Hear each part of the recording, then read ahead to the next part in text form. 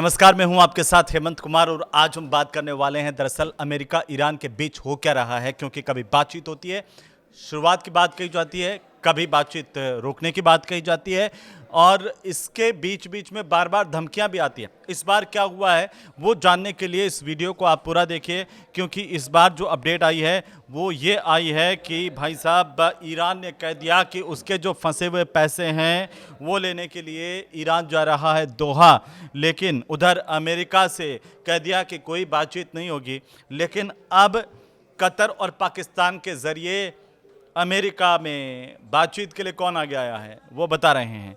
वो आगे आया है ट्रंप के दामाद कतर और पाकिस्तान के ज़रिए ईरान से बात करेंगे। आप हंसिए बिल्कुल मत, क्योंकि ये जो वीडियो है वो इसी को लेकर के हम बनाने जा रहे हैं कि आखिरकार इसके मायने क्या हैं। इसे पूरा देखिए, क्योंकि अमेरिका ईरान के बीच में 17 जून को जो समझौता हुआ MOU उसको लागू करने की कोशिशों के बीच में दोनों देशों की टीमें कतर की राजधानी दोहा पहुंच रही है। अब दोहा में इस बातचीत के मायने क्या हैं, जब दूसरी तरफ कह रहा है कि अमेरिका से कोई बातचीत नहीं होगी। ईरान ने क्या अमेरिका को बुरी तरह से इस बार धमका दिया, ये बहुत बड़ा सवाल है। और आपको मैं बताऊं कि ईरान ने ये साफ किया है कि उनका डेलीगेशन अमेरिका से सीधी बातचीत करेगा ही नहीं।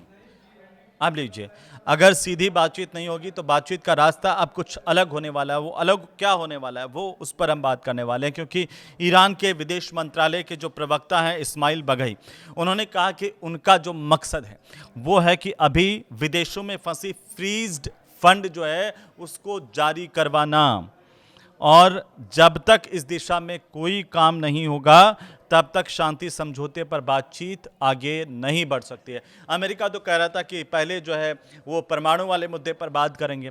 ईरान कह रहा है कि पहले जो फ्रीज्ड फंड हैं उनको जब तक आगे काम नहीं बढ़ेगा उसको जारी करवाने को लेकर तब तक कोई बातचीत आगे नहीं बढ़ेगी। लेकिन अमेरिका के जो विशेष दूत है वो है स्टीव विटकॉफ और राष्ट्रपति डोनाल्ड ट्रंप के दामाद जेरेड कुशनर, ये भी दोहा पहुंच चुके हैं। तो इनके जरिए अब बातचीत होगी, लेकिन सीधी बातचीत नहीं करेंगे। तो बीच के मध्यस्थता कौन कर रहा है? बीच के मध्यस्थता कर रहा है कतर और पाकिस्तान। और कतर और पाकिस्तान के जरिए डोनाल्ड ट्रंप के जो दामाद है वो बातचीत करेंगे। इस बातचीत के मायने क्या हैं, इसे लेकर के तरह तरह की बातें हैं, अलग अलग तरह की बातें। लेकिन आप क्या सोच रहे हैं कि ट्रंप के दामाद जब बात करेंगे तो बात बन जाएगी क्या? क्योंकि ट्रंप ने भी कोशिश की, अमेरिका के उपराष्ट्रपति JD वेंस उनकी तरफ से भी बातचीत हुई, लेकिन बात कहाँ बनी? ईरान तो कह रहा है कि जब तक उनके फ्रीज्ड फंड रिलीज नहीं किए जाएंगे बातचीत आगे नहीं बढ़ेगी। तो अब आखिर क्या होगा?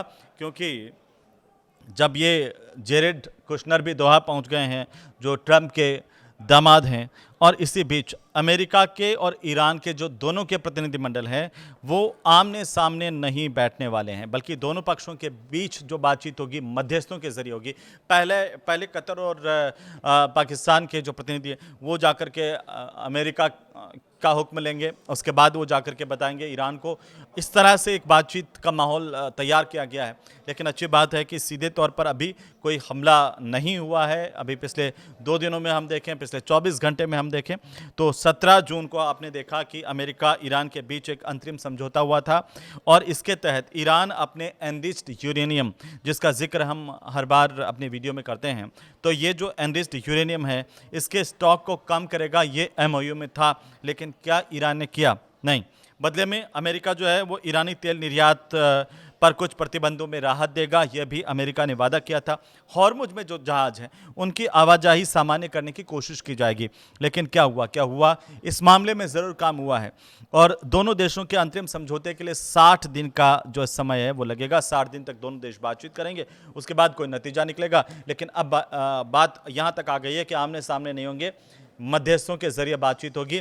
तो कतर जो है और पाकिस्तान जो है वो इस बातचीत की मध्यस्थता कर रहा है। लेकिन पिछले 24 घंटों में सबसे बड़े अपडेट्स क्या आए हैं इस अमेरिका ईरान को लेकर के? वो ये आए हैं कि हॉर्मुज से आवाजाही जो जहाज़ों की है वो घट गई है। यहाँ पर समुद्री ट्रैकिंग कंपनी केपलर के आंकड़े हैं, जिसमें यह बताया गया कि शनिवार को कुल 29 मालवाहक जो है वो जहाज़ हॉर्मुज से गुजरे हैं, जबकि रविवार को ये संख्या घट करके रह गई सिर्फ 12 तक। और हॉर्मुज को लेकर ईरान ओमान की मीटिंग भी हुई है। ईरान और ओमान ने मस्कट में सोमवार को आपस में जॉइंट हॉर्मुज कमेटी की पहली बैठक की है। वहीं इसमें हॉर्मुज स्ट्रेट को चलाने को लेकर के चर्चा की गई। तो सबकी निगाहें तो उसी पर टिकी हुई है, भारत समेत जो देश हैं, कि आखिर हॉर्मुज सुचारू हो जाए तो जो ऊर्जा संकट खड़ा हुआ था उससे बाहर निकल पाएँ देश। लेकिन खामेनेई के अंतिम संस्कार में इंडियन जो डेलीगेशन है वो भी शामिल हो रहा है। ये भी एक बहुत बड़ी अपडेट है कि पहले जो भारत के अंदर जिस तरीके से कई लोग ये दावा कर रहे थे कि खामेनेई की मौत हो गई और उसको लेकर के कई तरह की चर्चाएं थी, लेकिन अभी पिछले 24 घंटे की अपडेट्स क्या कर रही हैं कि इंडियन डेलीगेशन इसमें शामिल होगा। ईरान के जो पूर्व सुप्रीम लीडर है अयातुल्ला अली खामेनेई, उनके अंतिम संस्कार को लेकर तैयारियां की गई हैं। बिहार के जो राज्यपाल है लेफ्टिनेंट जनरल सैयद अता हसनैन, उनके और विदेश राज्य मंत्री पवित्रा मार्ग्रेटा इसमें शामिल हो सकते हैं, ये जानकारी आई है। ईरान ने क्या कहा? ईरान ने कहा कि कतर में जितने भी लोग फंसे हुए हैं उनके कतर में $6 अरब जो है वो फंसे हुए वो जल्द मिलेंगे। इसे लेकर के चूंकि अब बातचीत हो रही है, चर्चा हो रही है। ईरान के राष्ट्रपति मसूद पज़ेश्कियान का बयान आया है। उन्होंने कहा कि कतर में फंसी ईरान की $12 अरब की जो राशि, उसमें से $6 अरब जल्द जारी किए जाएंगे, रिलीज किए जाएंगे। यह बड़ी राहत की बात है, क्योंकि ईरान पहले कह चुका था कि बातचीत तब होगी जब उसके फ्रीज्ड फंड जो है वो रिलीज किए जाएंगे। तो क्या अब ये फ्रीज फंड रिलीज करने को लेकर के यहाँ पर कुछ लचीलापन दिखाई दे रहा है अमेरिका की तरफ से? अमेरिका क्या बैकफुट पर है? ये बहुत बड़ा सवाल है। अब आते हैं इस पर कि आखिरकार अलग अलग तरह की अटकलें जो वेंस और रूबियो के अलग अलग जो बयान आए विदेश नीति को लेकर के, उन पर क्यों लगाई जा रही है? क्योंकि अमेरिका के जो राष्ट्रपति है डोनाल्ड ट्रंप 17 जून को ईरान के साथ समझौता खत्म करने समझौता वाला जो ज्ञापन है MOU, उस पर हस्ताक्षर हुए और इसके बाद अमेरिका इजराइल के कई जो नेता हैं उन्होंने इस समझौते की आलोचना की। इसके बाद उपराष्ट्रपति बेंस और विदेश मंत्री रूबियो दोनों मिलकर के अलग अलग देशों के दौरे पर गए और समझौते का दोनों ने बचाव किया, अलग अलग तरीके से बचाव किया। हालांकि दोनों के बयानों में काफ़ी कुछ अंतर दिखाई दिया, जिससे लेकर के अंतर्राष्ट्रीय मीडिया में कई सवाल खड़े हुए हैं और ये चर्चा शुरू हो गई कि क्या ट्रंप प्रशासन के भीतर कोई मतभेद है। और अब दोस्तों सबसे बड़ी बात यही सामने आ रही है कि ये जो समझौता है उस समझौते को लेकर अमेरिका में दो फाड़ नजर आ रहे हैं। खुद ट्रंप के जो मंत्रिमंडल के कहें या ट्रंप की सरकार के भीतर कहें, दो अलग अलग मत हैं जो उभर करके सामने आ रहे हैं और इसकी वजह से ट्रंप बुरे फंस गए हैं। अब आप देखिए कि जेडी वेंस और रूबियो जो है, मार्को रूबियो, दोनों ट्रंप सरकार के सबसे बड़े विदेश नीति के चेहरे माने जाते हैं, लेकिन दोनों की सोच पहले से काफ़ी अलग दिखाई दी है। जेडी वेंस क्या कह रहे हैं? जेडी वेंस कह रहे हैं कि अमेरिका को विदेशों के जो युद्ध है उनमें कम दखल देना चाहिए, बातचीत के जरिए विवाद सुलझाने चाहिए। ये जेडी वेंस का बयान है। और मार्को रूबियो क्या कह रहे हैं? मार्को रूबियो जो है वो लंबे समय से ईरान जैसे देशों के खिलाफ सख्त रुख अपनाने के पक्षधर रहे हैं। वो हमेशा से इस बात कर रहे हैं कि ईरान को सबक सिखाया जाना चाहिए, कार्रवाई होनी चाहिए और सीधे हमले होने चाहिए। इस बात के पक्षधर वो लंबे समय से रहे हैं, लेकिन उन्हें रिपब्लिकन पार्टी का हॉक यानी कि कड़ा रुख रखने वाला नेता भी माना जाता है अपने इसी रुख की वजह से। तो अब आखिरकार दोनों की राय कैसे अलग अलग दिखी है, इसको ज़रा आप समझिए कि वेंस ने इजराइल वाले मामले में इजराइल से कहा कि वो हर चुनौती का जवाब सिर्फ बमबारी से नहीं दे सकते हैं। वेंस ने इस पर कुछ अलग रुख अपनाया। तो रूबियो ने क्या कहा? रूबियो ने कहा कि लेबनान में इजराइल की जो सैन्य कार्रवाई है वो हिजबुल्लाह के जितने भी हमले किए गए उनका जवाब है। और आप देखिए कि ईरान को लेकर के भी दोनों का अलग अलग अंदाज नजर आया। इससे कई लोग ये कयास लगाए जा रहे हैं कि ट्रंप के मंत्रिमंडल में मतभेद है और ट्रंप की सरकार के अंदर ये मतभेद अब उभर करके सामने आ रहे हैं, क्योंकि वेंस ने कहा कि अमेरिका और ईरान भविष्य में मिलकर के शांति और स्थिरता के लिए काम कर सकते हैं। उन्होंने ईरान के जो बैलिस्टिक मिसाइल कार्यक्रम को लेकर के पूरी तरह से खत्म करने और कि पुरानी जो अमेरिका की मांग को ज़्यादा महत्व नहीं दिया कि भाई जो ईरान है बैलिस्टिक मिसाइल बिल्कुल ही नहीं बनाएगा। जो अमेरिका एक रुख लेकर के चल रहा था उससे इतर नजर आए। तो रूबियो का रुख देखिए। रूबियो ने कहा कि ईरान हॉर्मुज से गुजरने वाले जहाज़ों में किसी तरह का शुल्क या टोल नहीं वसूल सकता है। और रूबियो ने यह भी कहा कि अमेरिका कोई भी ऐसा समझौता नहीं करेगा जिससे उसके या उसके सहयोगियों के हित प्रभावित होते हो कहीं ना कहीं। लेकिन इन सब के बीच में एक बड़ी बात है कि खाड़ी देशों को लेकर के दोनों का मैसेज अलग अलग था।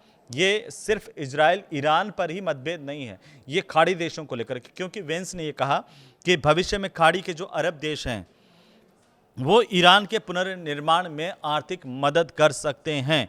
रूबियो ने कहा कि अभी कोई भी ऐसी योजना नहीं है कि खाड़ी देश जो है वो ईरान के पुनर्निर्माण को लेकर के मदद करें, लेकिन अभी अमेरिका ईरान के बीच में जो बातचीत चल रही है उसको लेकर के अलग अलग तरह की बातें हैं। तो इसमें तकनीकी वार्ता का आखिरकार मतलब क्या है, इसको ज़रा थोड़ा सा समझिए आप। क्या क्या अब इससे तकनीकी जो बातचीत की बात हो रही है इससे आगे किसी तरह का परिवर्तन होगा?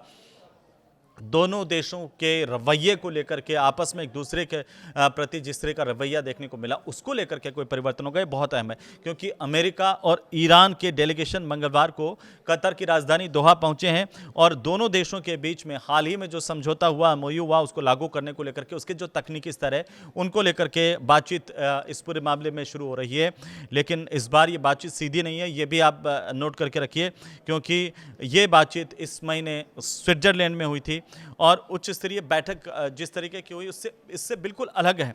आप देखिए उस बैठक में दोनों देशों के वरिष्ठ नेता आमने सामने बैठ करके बात कर रहे थे। इस बार मध्यस्थों का सहारा ले रहे हैं, लेकिन दोहा की अगर हम बात कर रहे हैं तो दोहा में अमेरिका और ईरानी प्रतिनिधि एक दूसरे से सीधी बातचीत नहीं कर रहे हैं, सीधे मिलेंगे भी नहीं। कतर के अधिकारी दोनों पक्षों के बीच मध्यस्थता की भूमिका निभाएंगे। कतर के अधिकारी दोनों के बीच में एक पुल का निर्माण करेंगे और दोनों की बातचीत को एक दूसरे को बताएंगे। लेकिन इससे क्या, जब तक सीधी बातचीत नहीं होगी तब तक कई मुद्दे ऐसे हैं कि वो हल नहीं हो सकते हैं। अगर वो सीधी बातचीत में हल नहीं हुए तो आपको क्या लगता है कि यहाँ पर कतर की मध्यस्थता से मामला सुलझ जाएगा? इस पर ज़रूर अपनी टिप्पणी कीजिए और बताइए। लेकिन स्विट्जरलैंड में जो पिछले बैठक हुई उसमें अमेरिका के उपराष्ट्रपति जेडी वेंस और ईरान के जो मुख्य वार्ताकार है मोहम्मद बाकर गालिबाफ, उन्होंने इस बातचीत का नेतृत्व किया था। दोहा में अमेरिकी प्रतिनिधिमंडल की जो अगुवाई है वो विशेष दूत है अमेरिका के स्टीव विटकॉफ और ईरानी प्रतिनिधिमंडल की अगुवाई उप विदेश मंत्री काजेम गरीबाबादी कर रहे हैं। लेकिन एक और सबसे बड़ा परिवर्तन क्या आया, वो ये आया है कि यहाँ पर अब बातचीत जो है वो मध्यस्थों के जरिए हो रही है। कतर के जो प्रतिनिधि हैं, अधिकारी हैं, वो दोनों के बीच में बातचीत को लेकर के मध्यस्थता कर रहे हैं। लेकिन इससे क्या सुलझेगा? और आपको एक बात और इस वीडियो के जाते जाते मैं बता दूं कि 5 ऐसे बड़े मुद्दे हैं जिनको लेकर के बातचीत होनी है। पहला मुद्दा क्या है कि ईरान पर जितने प्रतिबंध लगे आर्थिक, उसमें राहत देने और इन प्रतिबंधों को हटाने को लेकर के बातचीत होनी है। दूसरी बात है कि हॉर्मुज में वाहनों की सुरक्षित आवाजाही को लेकर के बातचीत होनी है और ईरान के परमाणु कार्यक्रम का भविष्य क्या होगा। जो एनरिच्ड यूरेनियम की बात करते आ रहे हैं, जो अमेरिका ने कहा कि भाई जो एनरिच्ड यूरेनियम है, जो संवर्धित यूरेनियम है, वो ईरान को अमेरिका को सरेंडर कर देना चाहिए, उसे सौंप देना चाहिए या उसको नष्ट करना चाहिए और हमें बताना चाहिए। ये तमाम बातें थी जिस पर पेच फंसा हुआ है। अभी इस पर भी बात होनी है, इसकी टेक्निकलिटी पर बात होनी है, तकनीक की इसके पहलू क्या है उस पर बात होनी है। लेकिन मैं आपको बताऊं कि चौथा जो सबसे बड़ा मुद्दा है वो दोहा में जिस बातचीत के जरिए हल करने की कोशिश होगी वो ये है कि विदेशों में जो ईरान की संपत्तियां फंसी हुई है, वो फ्रीज्ड हैं, उनको जारी किया जाए, इस पर भी बातचीत की जाएगी। उसकी प्रक्रिया कब से शुरू हो रही है उस पर बातचीत होगी। और पांचवी सबसे बड़ी बात है कि मिडिल ईस्ट की जो क्षेत्रीय सुरक्षा कैसी होगी, आगे आने वाले भविष्य में उस पर क्या इम्पैक्ट आने वाले हैं, उस पर भी बातचीत होने वाली है। लेकिन ईरान का एक बयान जो आपको सुनना चाहिए, देखना चाहिए कि हॉर्मुज के मामले में किसी भी देश को दखल देने की जरूरत नहीं है, ये ईरान ने साफ कर दिया। तो भाई अब अगर जो अमेरिका ये कह रहा था कि हॉर्मुज हम अपने नियंत्रण में ले लेंगे, वो हाथ से फिसलता हुआ नजर आ रहा है। ईरान ने यहाँ पर सीधे तौर पर, साफ तौर पर स्पष्ट कह दिया, अमेरिका की बन गई गिग्गी। अमेरिका अब इस सोच में पड़ा हुआ है कि भाई हमने युद्ध छेड़ तो लिया, लेकिन उस युद्ध को खत्म कैसे करें, उस बातचीत को आगे कैसे बढ़ाएं, पूरी दुनिया में हमें जो शांति वाला मुखौटा है वो कैसे लगा करके जाएं ताकि लोगों को लगे भाई हम तो शांति के अग्रदूत हैं। लेकिन ईरान ने पानी फेर दिया है। अमेरिका की जितनी भी चालबाजियां थी, अमेरिका की जितनी भी सोच थी उसके ऊपर, क्योंकि ईरान के जो विदेश मंत्रालय के प्रवक्ता है इस्माइल बगई, उन्होंने मंगलवार को ही ये कहा है कि हॉर्मुज स्ट्रेट से जुड़े हुए मामलों में किसी भी विदेशी देश, यहाँ तक कि फ्रांस के भी हस्तक्षेप की कोई ज़रूरत नहीं है। और साथ ही साथ उन्होंने ये बात कही है कि फ्रांस का नाम उन्होंने इसलिए लिया है क्योंकि हाल के दिनों में फ्रांस की तरफ से हॉर्मुज पर बयान आया था, आपको याद होगा। हॉर्मुज की सुरक्षा को लेकर के बयान दिए गए थे। फ्रांस ने क्या कहा था? फ्रांस ने कहा था कि इस महत्वपूर्ण समुद्री मार्ग में जो अंतर्राष्ट्रीय समुदाय की भूमिका होनी चाहिए ताकि जहाज़ों की आवाजाही फिर से सुरक्षित हो सके। लेकिन अब दो टूक ईरान ने कह दिया कि कोई भी देश इसमें हस्तक्षेप नहीं करें, इसकी ज़रूरत नहीं है। लेकिन अगर आप देखें तो फिर से वाहनों की आवाजाही थोड़ी बहुत बढ़ी है, लेकिन तनाव हॉर्मुज पर अभी भी बरकरार है। हॉर्मुज का तनाव कैसे मिटेगा, क्या मिट पाएगा, और इससे बाकी जो एशिया के देश हैं उन पर क्या इम्पैक्ट आ सकता है आने वाले दिनों में, इसे लेकर आप क्या सोचते हैं हमें कमेंट करके ज़रूर बताइए। वीडियो कैसा लगा आपको वो भी ज़रूर बताइए, और अच्छा लगे तो इसे शेयर कीजिए, लाइक कीजिए। नमस्कार।